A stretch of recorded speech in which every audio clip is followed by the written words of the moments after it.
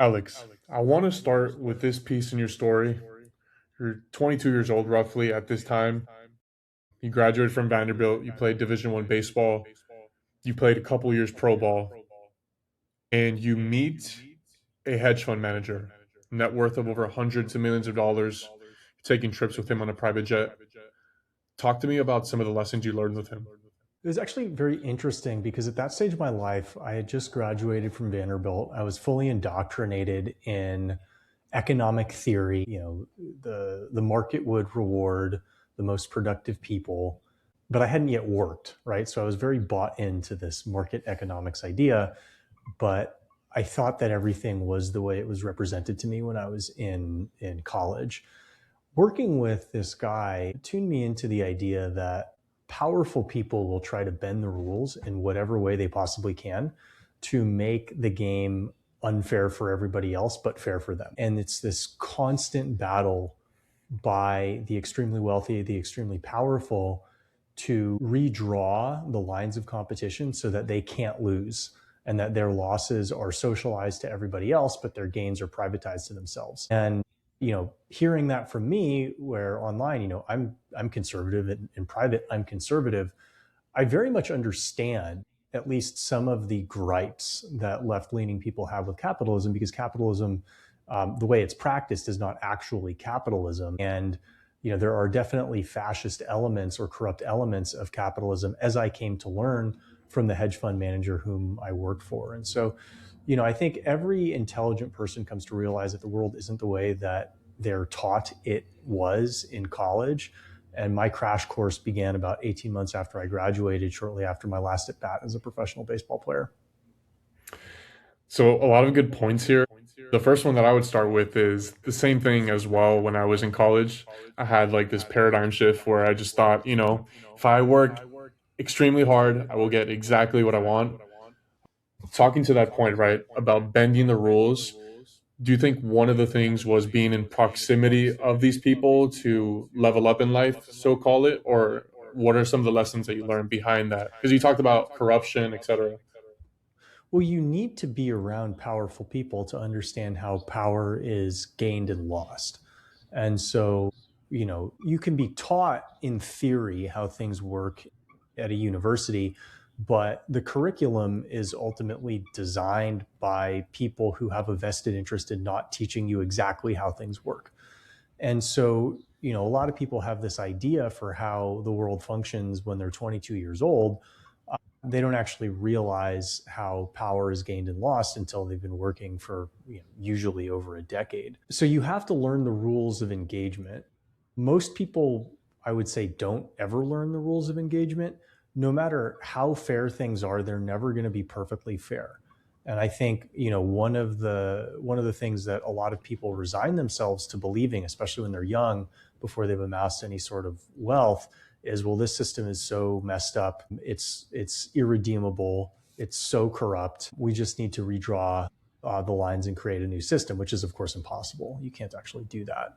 And so even if you may be correct in identifying the corruption that exists within the present system, you can't actually blow it up and start anything functional. It's always going to be a living organism which has flaws, imperfections, and some degree of functionality, and it's our responsibility to make it work as best we possibly can. And to tap in a little bit more on that, right? You mentioned rules of engagement. Like, what exactly is one thing in that playbook that most people don't utilize on a day to day basis? I think it's hard for people to realize, particularly at the beginning of their careers, that they're pawns in someone else's game. And, until you start running your own business, or at least until you're a partner in a business, you are very likely to be a pawn in someone else's game. And the person who's designing the game wants to design the game in a way to minimize their dependency on you and maximize your dependency on them, because that is how you can get the most out of a negotiation, is if you don't need the deal as bad as the person that you're negotiating with. And so I noticed this when I was working at Google, which is where I worked, after leaving the hedge fund that I was working at, is they had an entire department that was designed to erode the bargaining power of the employees so that they could manage wages and keep them as affordable as they possibly could. And I realized when I was at Google that the real function of HR wasn't to necessarily police the way people speak, it was to minimize the cost of employment. And part of that is obviously minimizing lawsuits related to employment. But the other part of that is minimizing the compensation of employees, structuring the organization in a way so that you don't have a singular dependency on an individual who can hijack the organization and say, if you don't pay me more, I'm going to take the $100 million that you guys are dependent on somewhere else. And so, just learning that the world was in fact structured in a way to disadvantage you, which is a little bit disorienting, but also realizing that you can still make it work for you. And you just need to realistically start your own company or be more senior in a company to where you're benefiting from these dynamics rather than, suffering from them. And in this thesis of, most people being pawns in a bigger chess game, you talk about how, like, in Google, you figured out that they were eroding bargaining power in multiple facets. For yourself, right? Like, do you think the W-2 route is always going to lead to a result that's not what people were to want in their dream life of, let's say, like that hedge fund guy that has a net worth over 100 million? Do you think it's still possible with the W-2? No, I actually think it's more possible now than it was in many ways 30, 40 years ago. I think it depends on the route, right? So 30 years ago, you could make a lot of money with the W 2 if you worked at a bank. You could have a trading job at a bank. My boss was worked as a trader at Payne Weber, and his house was enormous when he lived in Connecticut. So you could make millions of dollars in the 80s and 90s working on Wall Street. I think the difference now is companies don't want to hire cowboys. And so if you're a cowboy, it's never been easier to start your own business, and it's never been harder to work for someone else's company. You can make millions of dollars as a W 2 employee. It just will likely have to be in the tech sector, in a hot sector, whether that's AI, which is hot at the moment, or rockets, which are also hot, spaceships, exploratory space companies. Millions of dollars or more will be made by W 2 employees. And you don't have to be this cowboy who has to pave his own way working at a company like that if you are capable of adding value in ways that they can't easily find anywhere else. So you don't have to do it by yourself. In fact, if I were committed to being the best W 2 employee I possibly could, I'd probably have a higher net worth than I have right now. But, I wouldn't have the freedom that I have right now. I wouldn't have the health that I have right now, both mental and physical. And so there's always costs. And those costs are specific to the individual. Some people tolerate the W 2 exchange where you get money for freedom, and some people need that exchange and actually benefit from that exchange and don't feel terrible about that exchange, while other people feel awful about the exact same setup and they feel like they're wasting their souls away. And so you could have the same job and it would be incredibly fulfilling for one person and incredibly soul-sucking for the next guy. And you need to know which one of those people you are. If you're smart, you're aggressive when it's essential to be. You add value in ways that is difficult to replace. You're going to figure out a way to make money no matter what you do. You don't have to commit to one path. A lot of it just depends on what's important to you. And at what point in your journey, right, you talk about being a W-2 employee at Google, at what time do you figure out this is not really the route for you, that you want something else? Because I've seen a lot of posts on yours on X where you talk about, like, San Francisco sucks and all these different things. Like, at one point, when did you make the decision to pivot, do something on your own?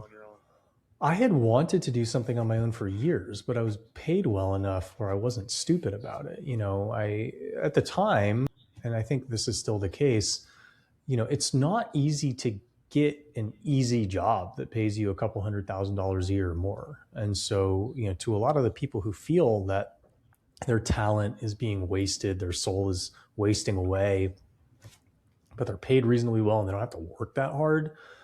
Like, that's what people are actually trying to escape to when they go to business school, right? They want a couple years off to sort of, quote unquote, find themselves, explore their hobbies, meet other people. And, maybe you're not in your forever job, but if your job allows you the flexibility to meet other cool people and save money in the process, that's a job worth keeping. And so those were what my jobs were when I worked at Google and I worked in cryptos. I met interesting people. I could save money every year that I was working them. I wasn't working so hard that my health was depreciating in a meaningful way due to my job, which is not the case for a lot of people. And so I could be patient with it. I had a few other endeavors that I was trying on the side before the one or the derivative of the one that I'm presently pursuing started to bear fruit. So I had my eyes open for a few years, but it took a while for the right opportunity to present itself. And on that point on crypto, I read on your Substack about a friend that you had that you called him one of the smartest people you've met, that he took a path where he dove into crypto, he made a lot of money, lost it, and I think made a lot back. What do you think separated his philosophy versus the normal people that we could apply maybe in 2026? Well, you're talking about my friend Jack, and so most people are consensus based thinkers where they try to understand what's going on, but their understanding of reality needs to map to something that a powerful person or a credible person would find to be reasonable. And the most adventurous people don't do that. They try to understand reality for what they believe it to be based on the evidence that they can perceive. And then they try to do the smartest thing that they possibly can based on the reality that they perceive. And when you do that, a lot of the things you do will be offensive to other people. They'll seem very odd to a lot of people because a lot of people, and they don't even realize it, are consensus based livers of life where they ask six different people, what do you think of doing this, before they actually do it, where a guy like Jack will just ask nobody and say, yeah, this is probably the right thing based on everything that I'm researching, so I'm going to do it. And so guys like that are going to make a lot more money than the average person. They're going to lose a lot more money than the average person. They're not going to be right every time, but when they are right, if they're capable, and he is, they're going to be very right. In this piece here, when you're talking about consensus based thinking, though, like for a lot of people, is it more so that it is procrastination or paradox of choice, like paralysis of just making a decision? I know They don't you trust coach a themselves. lot of Most people. people, They most don't. people don't trust themselves, right? The people I coach are typically quite successful and have had to trust themselves in certain arenas. But the average person will come and present ideas and their understanding of the world not in a way that they think it is, but in a way that they think will make them seem smart. And so you have to realize, like, if you're speaking in ways that are optimized for you sounding smart versus are you speaking in ways that concretely allow you to articulate reality, this is two separate camps. The former camp is actually very good at securing and getting promoted in high paying jobs. The latter is adjacent to them. Maybe they got a high paying job when they were younger, but they couldn't stand it because they realized that the skills that companies promote around are not the skills that they find to be respectable, honorable. They think it's just form of bullshitting, and it is. It's a bullshit language, right? Getting promoted in corporate America requires productivity, but it requires a certain degree of fluency in bullshit. And some people just don't want to play that game. A lot of people who don't want to play that game can't figure out how to succeed on their own because they're actually not smart enough. They're smart enough to understand what is not true, but they're not smart enough to understand what is true.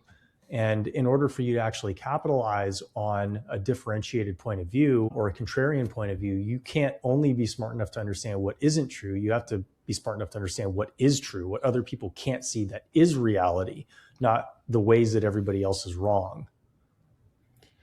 And how does the average person, I guess, better their process to determine what is true versus make themselves seem smarter? Honestly, for me, it started in the gym where if you don't have the tolerance for discomfort, then your mind is going to reject a lot of truths that you're exposed to on a daily basis. So I actually don't think that intelligence is as important as tolerance for discomfort. Excuse me. I don't think intelligence is as important as tolerance for discomfort, because when you're going in the wrong direction, it's actually obvious.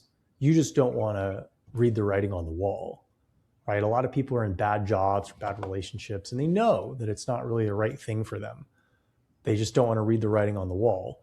And the more attuned you are to when you're lying to yourself is something that you'll become when you spend more time in the gym, when you get a strong understanding of how you relate to discomfort, and when you become better at pushing through things that are uncomfortable. It won't just result in you having a better body, it's going to result in you having a better mind. And that might not mean you have a higher IQ, but it does mean that you utilize the IQ that you do have, which is a much more meaningful component. That is where people are more likely to be throttled than in their raw IQ. It's their utilization of their IQ that really suffers when they live lives of comfort and avoid pushing themselves through areas of discomfort. Okay, so let me try to understand what you're saying here. There's a couple things. So when you talk about the gym, right? Like you're saying the reason why it's a higher likelihood of someone being successful if they're working out is through the actual pain and I guess effort that is required to do the thing. Yes, most people will shy away from uncomfortable things, right? So if you want to get a better body, you need to be able to condition in a way that you couldn't condition a month ago. That's going to require that you push yourself through discomfort. You're going to need to lift weights that you couldn't lift a month ago. That's going to require you to push yourself through discomfort. The more experience you have pushing yourself through discomfort, the more you realize that your mind lies to you, and your mind tells you that you can't do it even when you can. And you realize that all of the growth that you have in the gym has to do with your ability to push through discomfort those last couple reps. It's not the first several reps, it's really the last couple reps that the success of your set comes down to. It's the last couple sprints of the interval session that you're doing that your success boils down to. And you realize that the crossover between physically pushing yourself through discomfort and the emotional discomfort that you feel when you interact with ideas that are transformative is very similar. Most people, when they interact with transformative ideas, they back off the same way someone does when they're under a heavy bar. Oh, that's hard. I can't do it. Well, actually, you can. Oftentimes you can. Sometimes you can't, but oftentimes you can. And if you're like me, maybe you're a little bit masochistic, but you realize that growth comes through pushing yourself through discomfort. And if I want to be stronger, if I want to be fitter, I need to be able to finish this workout. And if I want to be more successful, I need to be able to interact with uncomfortable ideas and build mental models around them. And at what point in life did you have that realization? Because in high school, you were one of the top prospects in baseball.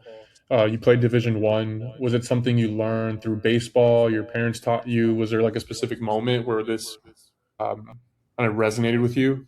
No, I just assumed it was true because as an athlete, I grew up to view the world the way that I did as an athlete. And so the model that I applied to the corporate world was a model that I developed as an athlete. Part of that model was wrong, right? Because part of that model didn't foresee, weak men being in leadership positions in corporate America. So I had to refine that model when it came to contradict what I was seeing with my own eyes.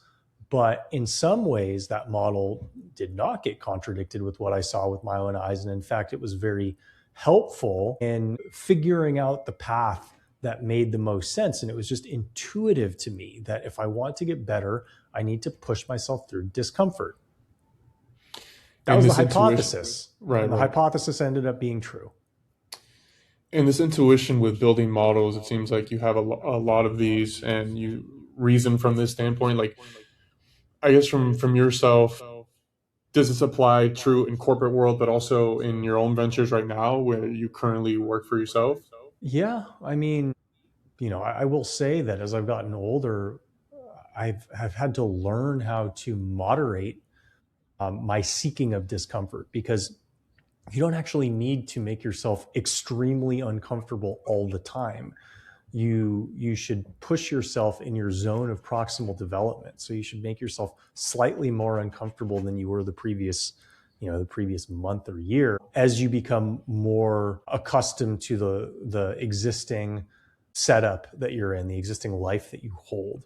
So, do I do more difficult things now than I did 10 years ago? I don't know.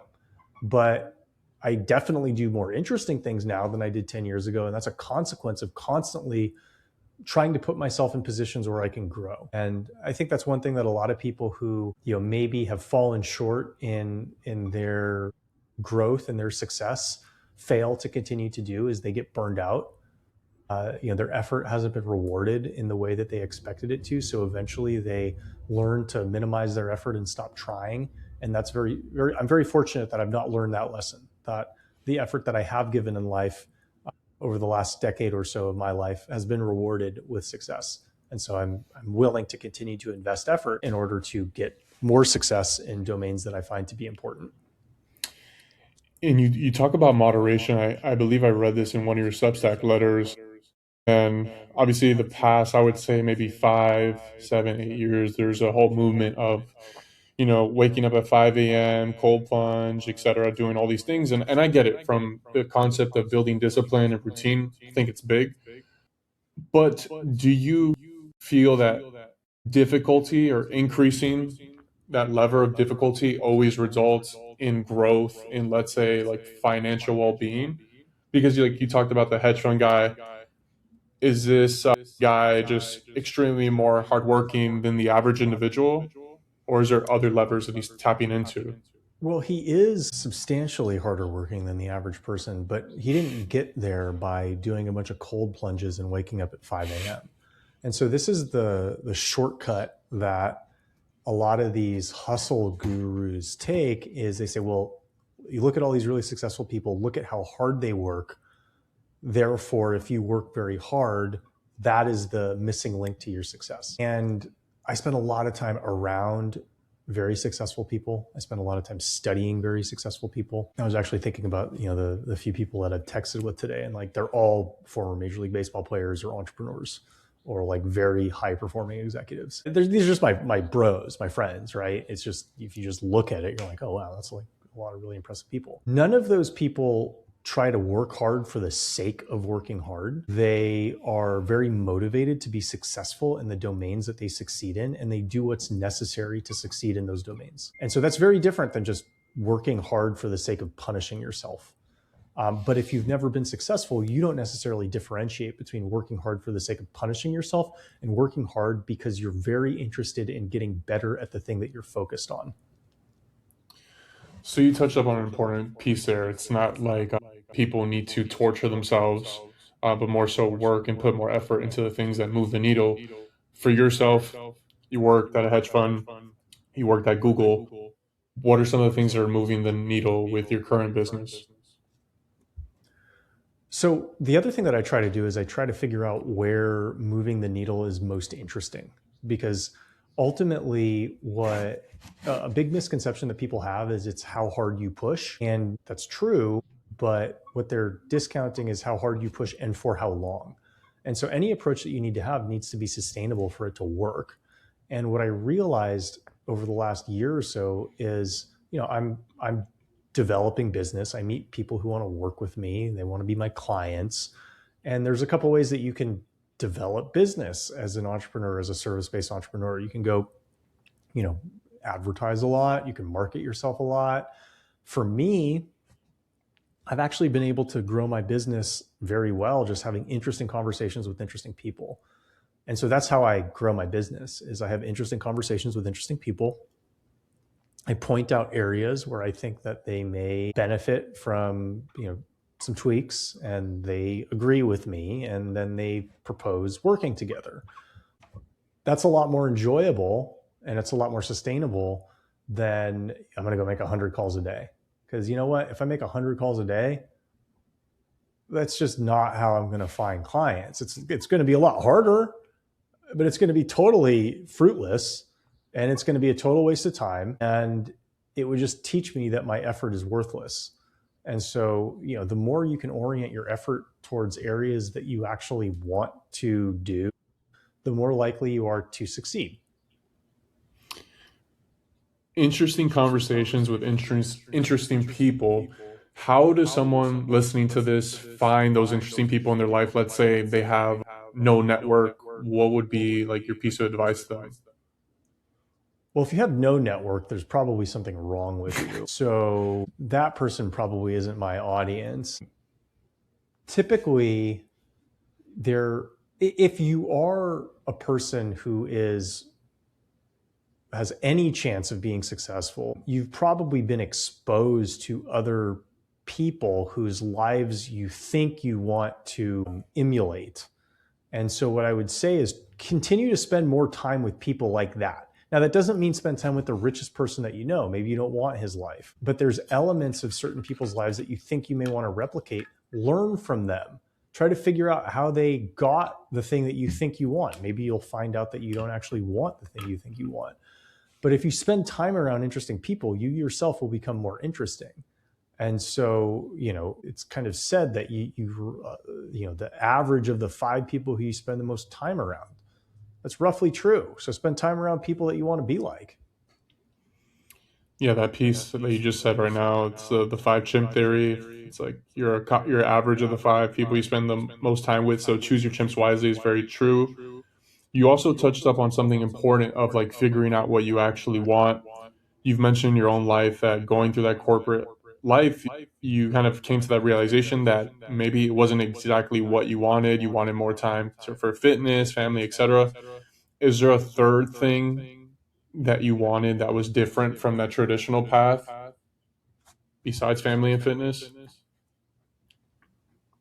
Well, one thing that's come up with some of my clients, I believe that the more time you spend in Silicon Valley, I think California is a beautiful state.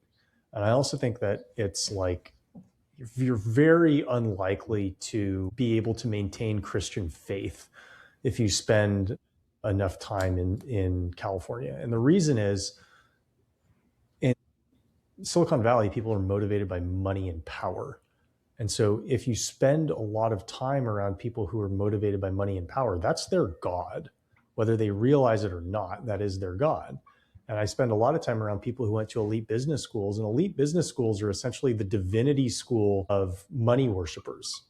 And so it's innate to their culture that you should be spending your days trying to maximize the amount of money that you make.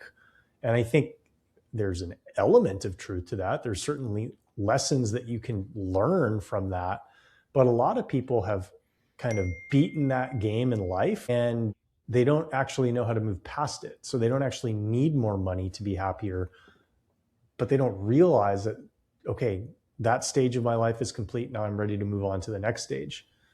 They're just stuck in that loop because the people that they're around, the community that they've built is a community of money worshipers.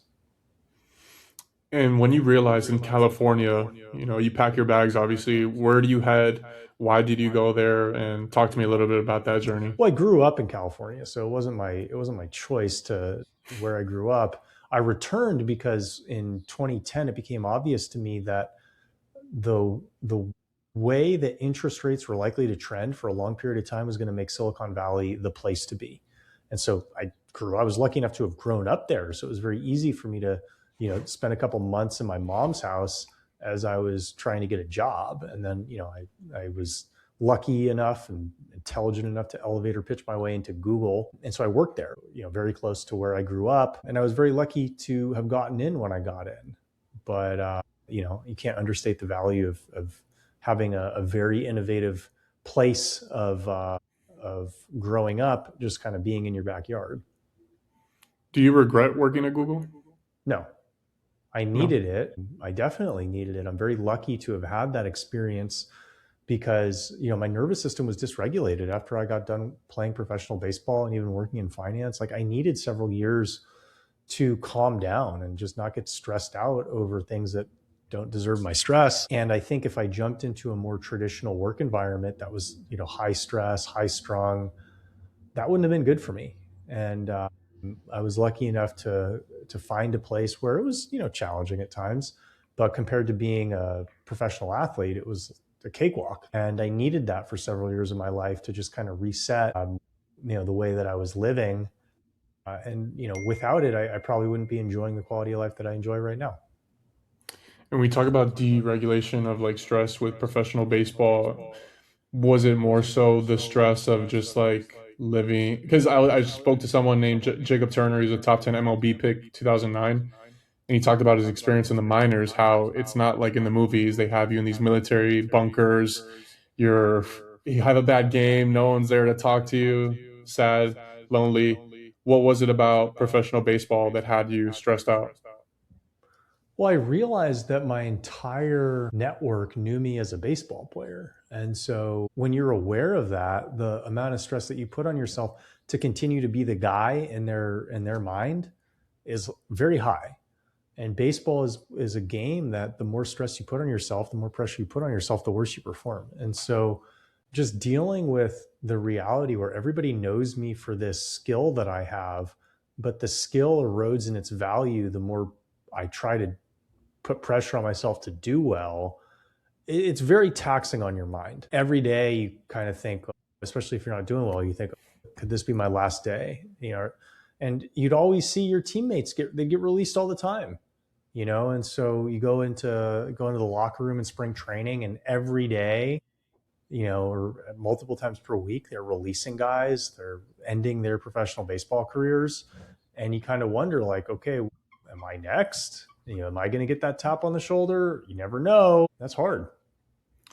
No, definitely. And to that point earlier, you talked about like people operating in truth. I guess like at what point did you know it was time for you to move on from baseball? Because I feel like that's a hard for a lot of people to pivot or say, you know what, there's another thing for me in my cards. Well, my entire career in professional baseball was, I was burned out from it. I just didn't Mhm. know what else I would be doing because I didn't have any internships in college. I was an economics major and I graduated with honors, but like I had no understanding of the professional world. The concept of like getting a job was very foreign to me. Nobody had taught me how to do it. My parents never taught me how to do it. Even my mentors never taught me how to do it. I never really explicitly asked anybody to learn how to do it, but I just didn't know. It was a very foreign thing to me. And so it was scary. The commercial world was scary to me. But what was familiar was baseball. And so I think that's a lesson for a lot of people. Like people will stick with the devil that they know rather than the one that they don't know. And so a lot of people stick in bad relationships, bad careers because they're familiar with the thing that really stresses them out. And that was what baseball was to me. I rationalized it because I played quite well my first year, probably better than I realistically have an expectation to play on a consistent basis. And nobody really cared. Like I never got on the organization's radar, even though I had a really good year. And then I had a really good start to my second year. Again, nobody cared. And so it's just like, all right, well, it seems that no matter how well I do, nobody cares. And I don't like this. So let me go do something else. And you talk about like in multiple pieces of this interview, you've talked about how Silicon Valley, a lot of them have money as God. You talked about Christianity. How important was your faith at that time where you were really stressed out about baseball, didn't know what to do? Well, it was non-existent, but it would have been a lot better if it was there. It would have been a lot easier for me to contend with the challenges that I had. But I think that's sort of how I interpret faith now is like heaven and hell. I'm still not convinced that there are places you go after you die, but I'm convinced that there are places that you go while you're on earth based on your predisposition to believe in scripture or not. And if you try to be your own god, you're going to end up living a pretty stressed out life. And if you place faith in someone above you, there's a much better chance that you have to deal with the stressors of a highly competitive field of work. And you talk about, I mean, you could pretty much split these up into two separate paths, right? You're talking about people being their own God. What exactly is an example of that people do on a day to day? they act as their own god. You try to hedge every bad thing that can happen to you. Hmm. You create financial plans, financial models that, what if this happens? What if that happens? What if this happens? It's like you can get hit by a car tomorrow and you're dead. And so you're never going to be able to hedge 100% of reality. So there's almost this like, it makes sense to create contingency plans. Okay, what do we do in this scenario? What do we do in that scenario? But I think about like my 2024, and it's like the best three things that happened to me were like not on my radar, and like the worst three things that happened to me were not on my radar. And so it's like you just need to be prepared for a lot of volatility in your life, because a lot of good things are going to happen that you didn't expect. A lot of bad things are going to happen that you didn't expect. You can't plan for everything. And being your own God means you're obsessively planning for all these things that you can't actually plan for. So is it more so of escaping fear of different things happening to you? Is that more so like your philosophy there? Or you're surrendering to the belief that if something bad happens to me, I can deal with it, and it's part of a larger lesson that is probably good for me in ways that I don't understand right now. That's deep. Yeah, that's deep. Yeah, because for myself, somewhat scared of planes. It's something that comes to mind a lot in myself, and I feel like it's definitely hindered me in certain ways, maybe earlier in my earlier 20s. So definitely something that I try to work on myself. Now, Alex, I want to talk about the Bro Science Supper Club in Austin. Talk to me a little bit about that. That's something that my buddy Alexander Cortez and I put together about last year, where every couple of months we'll just have a dinner with a great private chef, and we'll have a topic. So the topic for June 6th is how to utilize AI tools to be the best bro scientist you possibly can. We're all biohackers, right? Even if we're not necessarily professional biohackers in our greatest capacity right now, we all do it for fun. And so I've been on a gut healing protocol over the last 6 months that required the use of both AI tools and peptides. And I think the results are pretty good. I'm about to get my third round of blood work to kind of confirm that, but I feel better. Symptoms are better. And, you just want to be able to teach other people how to do it. But then also the people who follow us tend to be of a certain designation, intellectually curious, high IQ, successful men. And so that's the group that we have. We meet around Austin, Texas every couple months. And yeah, it's been a fun deal for the year or so that we've been doing it. That's awesome. I just had Alex on the podcast last week, so that's funny. So in terms of biohackers, you talk about gut healing.